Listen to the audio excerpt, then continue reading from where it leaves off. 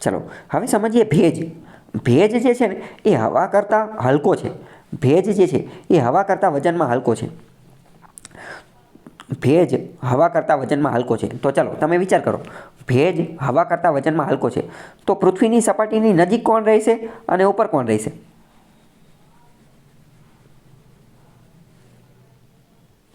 હવા નીચે રહેશે અને ભેજ ઉપર જતો રહેશે. કેમ? કારણ કે જે હલકું હશે એ જ તો ઉપર જશે ને, જે હલકું હશે એ જ ઉપર જશે, બરાબર? તો ભેજ ઉપર જતો રહેશે, હવા નીચે રહેશે. આથી જો હવામાં ભેજનું પ્રમાણ વધશે તો હવાનું દબાણ ઘટશે, આવું કહી શકાય? જો હવામાં ભેજનું પ્રમાણ વધશે તો હવાનું દબાણ ઘટશે. તો કે હા, સાચી જ વાત છે ને, કારણ કે ભેજ વધશે તો એ તો ધીમે ધીમે ઓર ને ઓર ઉપર જતો જશે. જેટલો ઉપર જશે એટલું દબાણ ઘટશે, બરાબર? તો ભેજનું પ્રમાણ વધશે. જો ભેજનું પ્રમાણ વધશે તો હવાનું દબાણ ઘટશે, બરાબર? જ્યારે હવામાં ભેજનું પ્રમાણ ઘટશે તો હવા ભારે બને છે અને દબાણ વધે છે, બરાબર? મોસ્ટ ઇમ્પોર્ટન્ટ યાદ રાખવાનું. પણ આ બધી વસ્તુ તમે ક્યારે યાદ રાખી શકો? એક કોન્સેપ્ટ તમને ખબર હોવી જોઈએ કે હવા કરતાં ભેજ વજનમાં હલકો છે. હવા કરતાં ભેજ વજનમાં હલકો છે, બરાબર? આ બધા કોન્સેપ્ટના આધારે તે આગળના પ્રશ્નો આવશે અને આ બધી વસ્તુ એના આધારે સોલ્વ થશે. મેં તમને કીધું ખબર ન પડે વાક્ય તો 2-5 મિનિટ પોઝ લઈ વિચારી અને પછી કહેવાનું.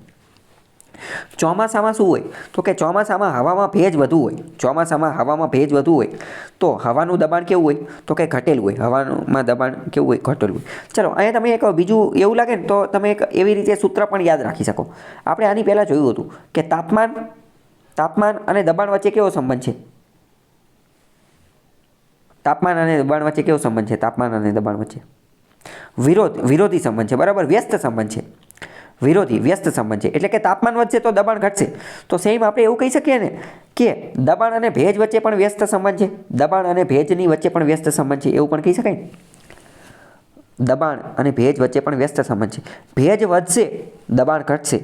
ભેજ ઘટશે, દબાણ વધશે, બરાબર? તો ઇન શોર્ટ તમારે યાદ રાખી લેવાનું કે ભેજ, તાપમાન અને દબાણ આમાં કેવો છે? વ્યસ્ત સંબંધ છે. ઓકે.